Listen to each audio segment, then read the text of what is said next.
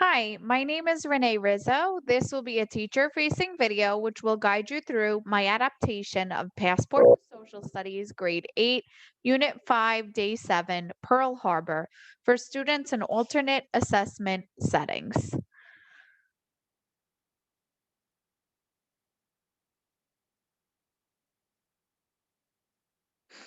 So the focus question from the original lesson, which I included, how did World War II affect the United States at home and abroad?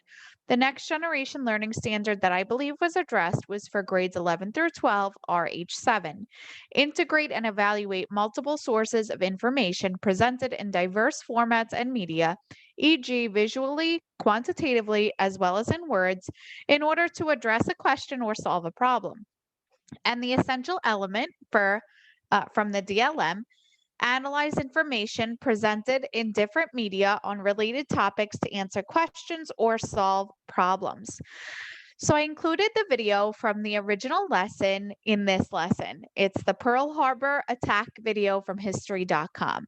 Now, the original lesson calls for the first round of viewing to be without sound, but I didn't stipulate that because I think exposure to both the images and the sound is helpful for student comprehension. So I asked students to discuss with their classmates after the video, what did you see and what did you notice?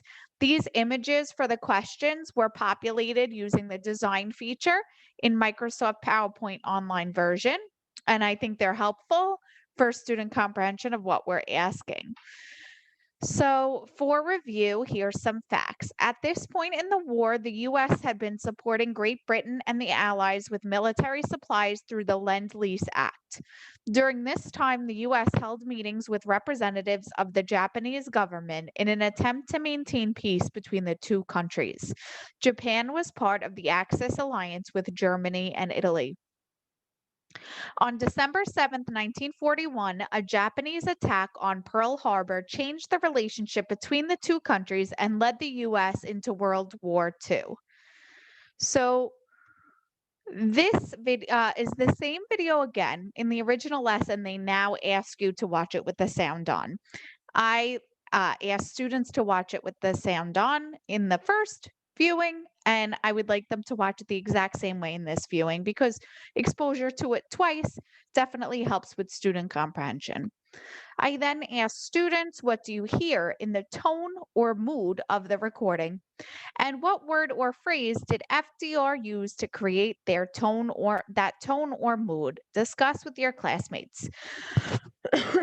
And these images were once again populated using the design feature in the Microsoft PowerPoint online version.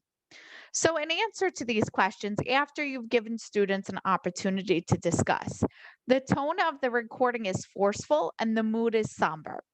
FDR says Japan deliberately attacked the US.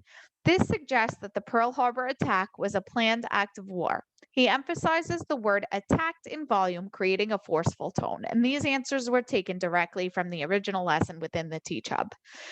So now we have FDR's Day of Infamy speech, joint address to Congress, leading to a declaration of war against Japan. I included this speech from the original lesson. Mr. Vice President and Mr. Speaker and members of the Senate and the House of Representatives. Yesterday, December 7th, 1941, a date which will live in infamy, the United States of America was suddenly and deliberately attacked by naval and air forces of the Empire of Japan. The United States was at peace with the nation and, at the solicitation of Japan, was still in conversation with its government and its emperor, looking toward the maintenance of peace in the Pacific. Indeed, 1 hour after Japanese air squadrons had commenced bombing in the American island of Oahu, the Japanese ambassador to the United States and his colleague delivered to our Secretary of State a formal reply to a recent American message. And while this reply stated that it seemed useless to continue the existing diplomatic negotiations, it contained no threat or hint of war or of armed attack. It will be recorded that the distance of Hawaii from Japan makes it obvious that the attack was deliberately planned many days or even weeks ago. During the intervening time, the Japanese government has deliberately sought to deceive the United States by false statements and expressions of hope for continued peace. The attack yesterday on the Hawaiian Islands has caused severe damage to American naval and military forces. I regret to tell you that very many American lives have been lost. In addition, American ships have been reported torpedoed on the high seas between San Francisco and Honolulu. Yesterday, the Japanese government also launched an attack against Malaya. Last night, Japanese forces attacked Hong Kong.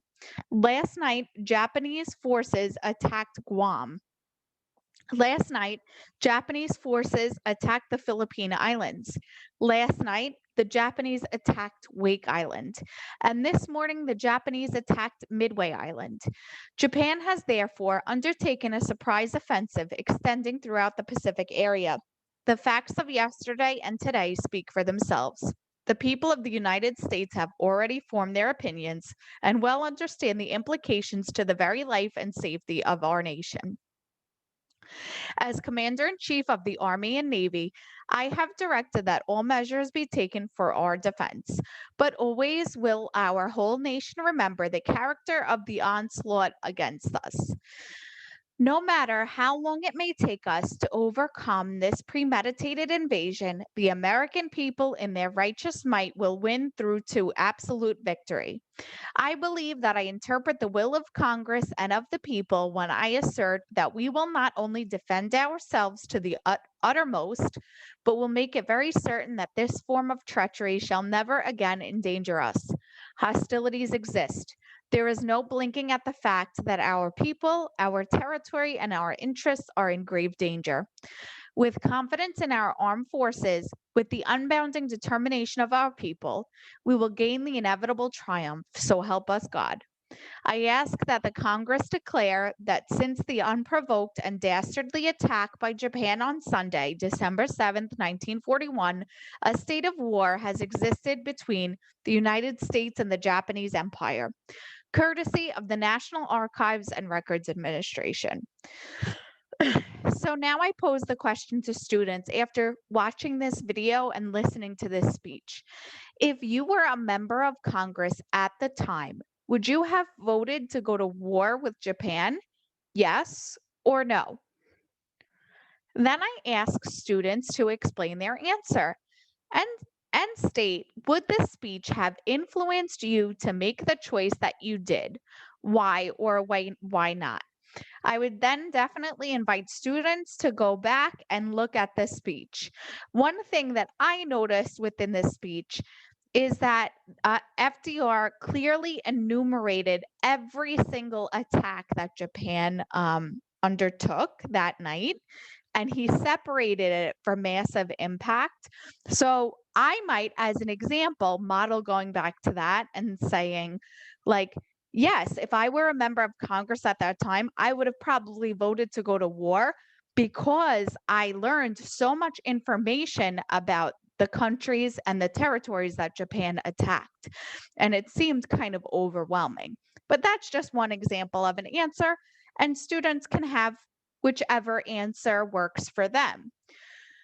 So just to review, this was a teacher-facing video which guided you through my adaptation of Passport to Social Studies Grade 8, Unit 5, Day 7, Pearl Harbor for students in alternate assessment settings. Thank you for watching.